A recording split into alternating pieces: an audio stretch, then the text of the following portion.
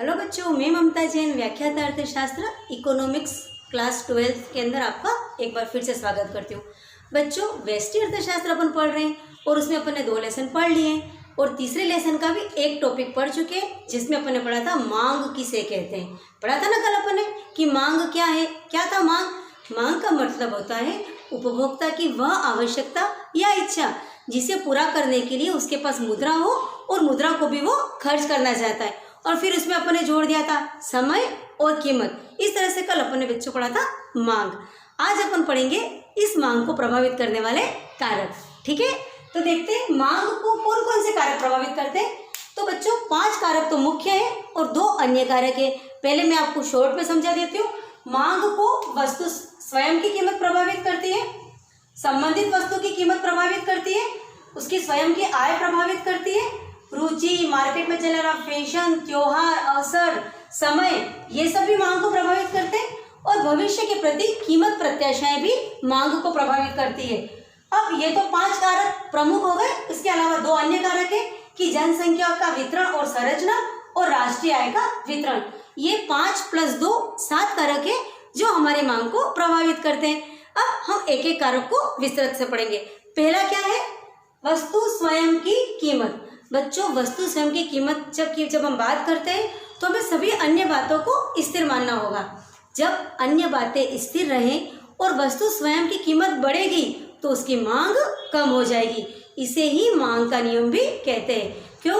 क्योंकि जब कोई वस्तु सस्ती होती है तो हम ज़्यादा मात्रा में खरीदते हैं। जैसे अभी मोबाइल है, मोबाइल की कीमत यदि जब 5,000 में मिलेगा, अभी कोई मोबाइल 5,000 में मिल रहा है तो कम लोग खरीदेंगे। लेकिन यदि सपोज उस मोबाइल की कीमत 1,000 हो जाए तो अधिक लोग खरीदेंगे ना। तो वस्तु की कीमत और मांग में विपरीत संबंध होता है। इसे हम एक ग्राफ के द्वारा देखेंगे। देखिए, हमने ये ग्राफ बना दिया। ये हमारा O अक्ष x और y, 0 x y।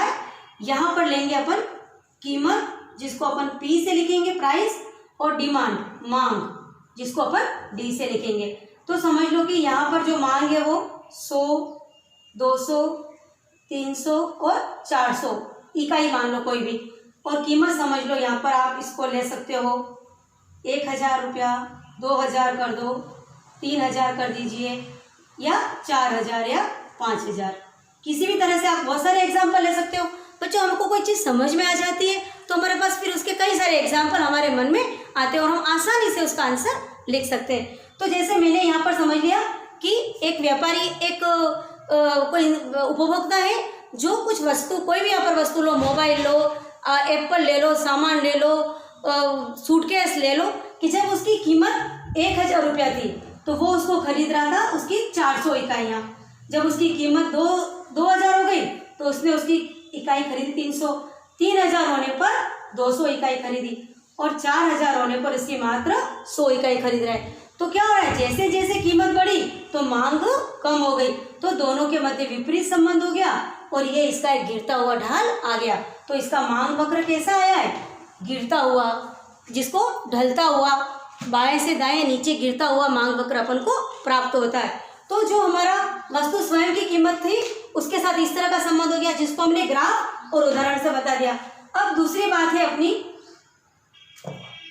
संबंधित वस्तु की कीमत। अब संबंधित वस्तु कौन सी होती है? वस्तु से संबंधित 2 तरह की वस्तु होती है। एक होता है पूरक और दूसरी होती है स्थानापन्न। पूरक वस्तु वे होती है जो एक के बिना दूसरी अधूरी होती है। जैसे चाय और शक्कर। यदि हमको चाय बनानी है तो शक्कर तो चाहिएगी ना, और या चाय बनानी है तो दूध तो चाहिएगा। तो चाय और दूध का देख लीजिए। तो जब दूध की कीमत बढ़ेगी तो स्वाभाविक है लोग चाय कम बनाएंगे, या शक्कर की कीमत बढ़ेगी तो चाय की कीमत भी शक्कर की कीमत बढ़ेगी तो चाय की मांग कम हो जाएगी। तो पूरक वस्तुओं के अंदर किस तरह से ग्राफ बनेगा ये भी देखेंगे हम। और एक दूसरी जो वस्तु होती है वो हमारी होती है स्थानापन्न वस्तुएं। स्थानापन्न वस्तु वे होती है जो बच्चों एक के बजाय दूसरी काम में आ जाती है। जैसे चाय, कॉफ़ी। आपको चाय पीनी है, यदि आपको अभी चाय नहीं मिल रही है तो आप क्या करेंगे? कॉफ़ी पी करके भी काम चला लेंगे। तो हम देखते हैं कि पूरक वस्तुओं के अंदर मांग वक्र किस प्रकार आता है और स्थानापन्न वस्तुओं की कीमत के अंदर परिवर्तन के साथ मांग वक्र में कैसे चेंज आता है और ये मांग वक्र कैसे बनता है। ये अपन पूरक वस्तु ले लो। पूरक वस्तु में ले लो यहाँ पर जैसे शक्कर, और यहाँ ले लो, यहाँ पर ले लो शक्कर की कीमत, और यहाँ ले लो चाय की मांग। अब देखो ये 0, ये अपना x अक्ष, ये अपना y अक्ष। अब शक्कर की कीमत 10 रुपये किलो, 20 रुपया किलो, 30 रुपया किलो, 40 रुपया किलो और 50 रुपये किलो। तो जब 10 रुपये किलो शक्कर होगी तब चाय का क्या होगा, मांग अधिक होगी, तो समझ लो कि 100। लेकिन जैसे जैसे इसकी कीमत बढ़ेगी तो इसकी मांग कम हो जाएगी और इन दोनों के मध्य गिरता हुआ ढाल आएगा।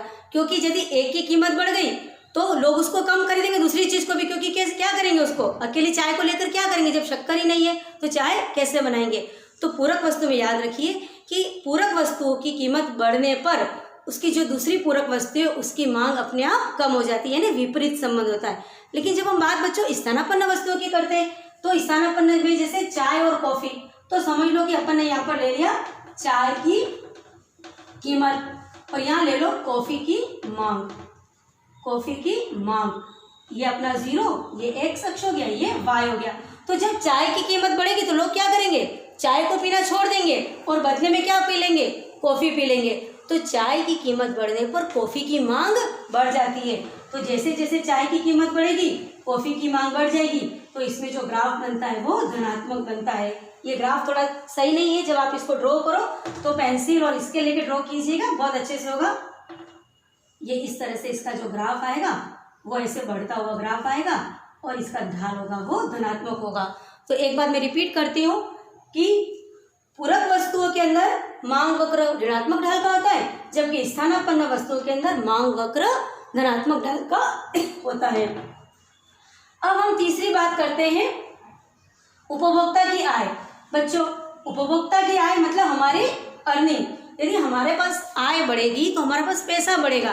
तो यदि किसी उपभोक्ता के पास पैसा बढ़ेगा, उसकी आय बढ़ेगी, तो स्वाभाविक है कि वो अधिक खरीदारी करेगा, क्योंकि उसको उसकी आवश्यकताएं बढ़ जाएगी। तो आय बढ़ने के साथ मांग बढ़ती है।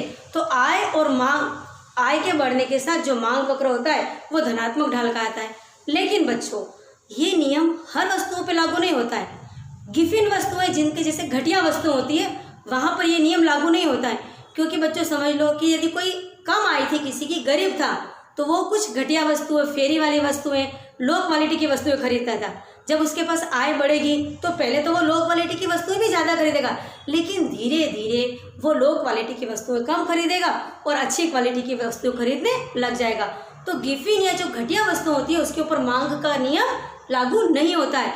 वहाँ पर व्यक्ति की आय बढ़ने के साथ साथ उसकी मांग कम होती है। इसलिए जो आय के साथ जो मांग वक्र आता है वो हमेशा इस तरह का आता है, पहले तो बढ़ता है फिर वापस कम हो जाता है।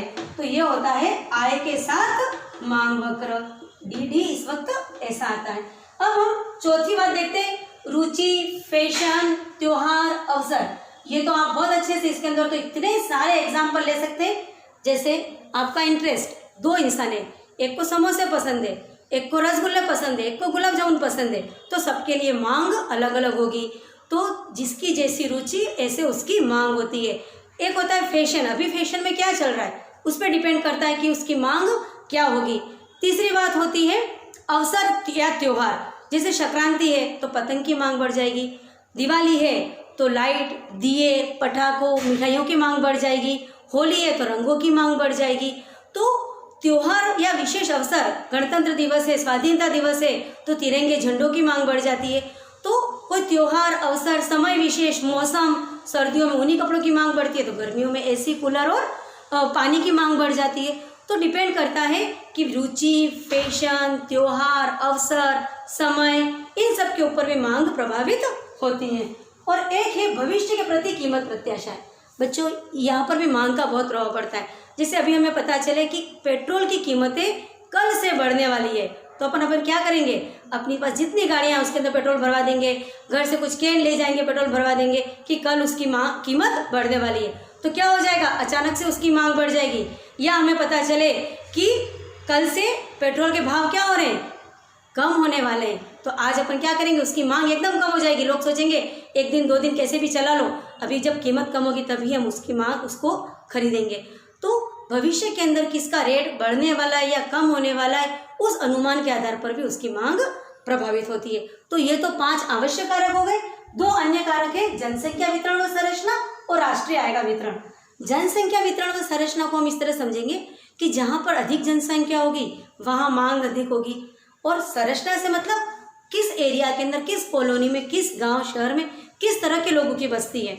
जहाँ अमीर लोग रहते हैं वहाँ विलासिता वस्तु की मांग अधिक होगी, और जहाँ गरीब लोग रहते हैं वहाँ दैनिक आवश्यकता की वस्तु की मांग अधिक होगी। तो डिपेंड करता है कि जनसंख्या की संख्या कितनी है, उनका वितरण कैसा है, उनकी संरचना कैसी है, उसके ऊपर भी चीज़ों की मांग डिपेंड करती है। और एक होता है राष्ट्रीय आय का वितरण बच्चों। तो यदि देश के अंदर राष्ट्रीय आय का वितरण समान है तो आवश्यक वस्तुओं की मांग बढ़ जाएगी, लेकिन यदि राष्ट्रीय आय का वितरण असमान है, गरीब और अमीर के बीच में ज़्यादा खाइए, उस वक्त क्या होगा, विलासिता वस्तुओं की मांग बढ़ जाएगी। तो बच्चों पहले थर्ड चैप्टर के पहले भाग में मैंने आपको समझाया था मांग किसे कहते हैं, मांग अनुसूची, मांग वक्र, और इसके अंदर आज अपन ने पढ़ा कि मांग को कौन कौन से कारक प्रभावित होते हैं। मैंने उदाहरण लिए, उसके साथ साथ आपको ग्राफ के द्वारा भी समझाया।